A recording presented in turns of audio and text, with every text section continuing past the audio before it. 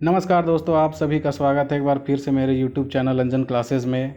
सबसे पहले मैं आप सभी का बहुत शुक्रगुजार हूं और आपको धन्यवाद देना चाहता हूं कि आपने आज मेरे चैनल के 1000 सब्सक्राइबर पूरे करवा दिए।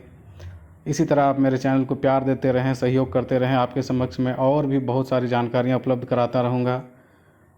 आज मैं आप लोगों के समक्ष इसी कड़ी में और महत्वपूर्ण जानकारी लेकर आया हूँ। कृपया मेरे वीडियो में अंत तक बने रहें।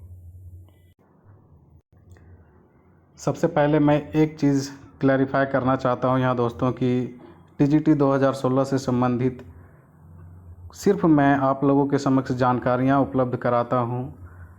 इस केस से संबंधित मैं न तो अगवा करता हूँ न लीडरिंग कर रहा हूँ, इसलिए आप हमसे ये अपेक्षा ना करें कि मैं आपको इस केस से जोड़ सकूँ या कुछ भी डिसीज़न हो तो मैं आप लोगों को करवा सकूं।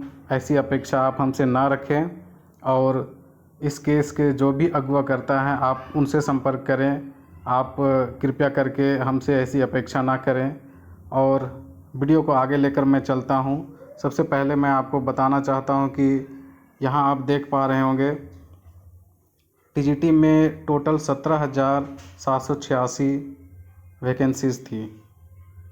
ठीक है, उसके बाद सरकार ने क्या किया, जेएसएससी ने क्या किया कि दो मैटर पे यहाँ पे हमेशा बात होती है। एक तो होता है अपॉइंटमेंट और एक होता है रिकमेंडेशन। ठीक है, तो दोनों में बहुत फ़र्क है।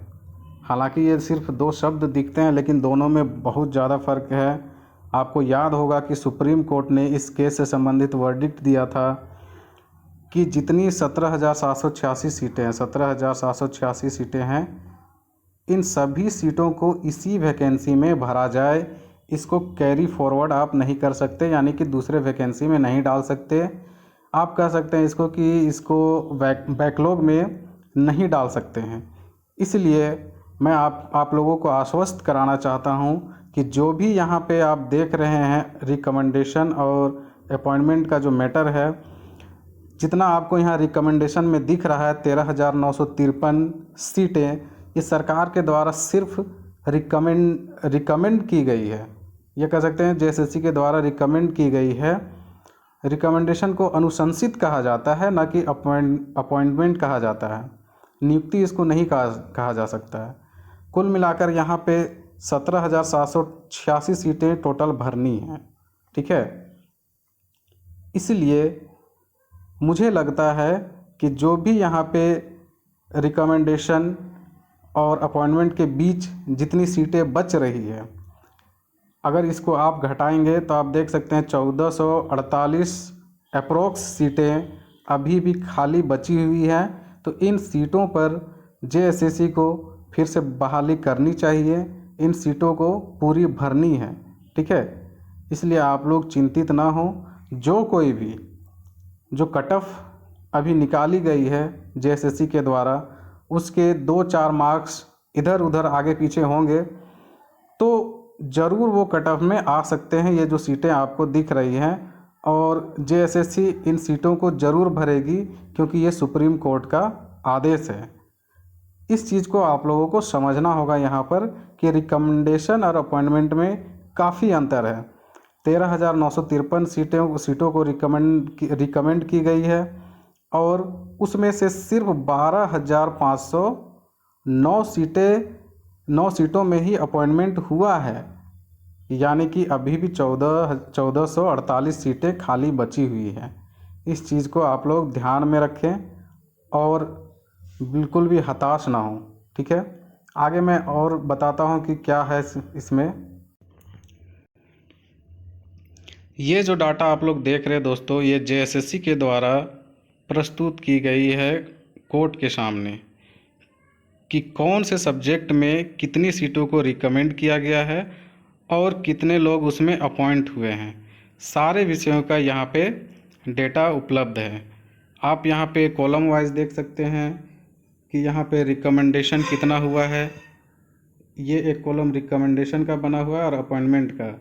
आप यहाँ पे ज्योग्राफी का ही देख लीजिए एग्जाम्पल में कि 822 को रिकमेंड किया गया है और उसमें से 744 सीटें ही अपॉइंटमेंट हुई है। तो साफ पता चलता है यहाँ की दोनों के बीच में कितना डिफरेंस है और कितनी सीटें खाली रह जा रही है। ठीक है, इसी तरह सभी सीटों में, सभी विषयों में कुछ न कुछ सीटें बच रही है जो सरकार को एक नए मेरिट के साथ बहाली लेनी है।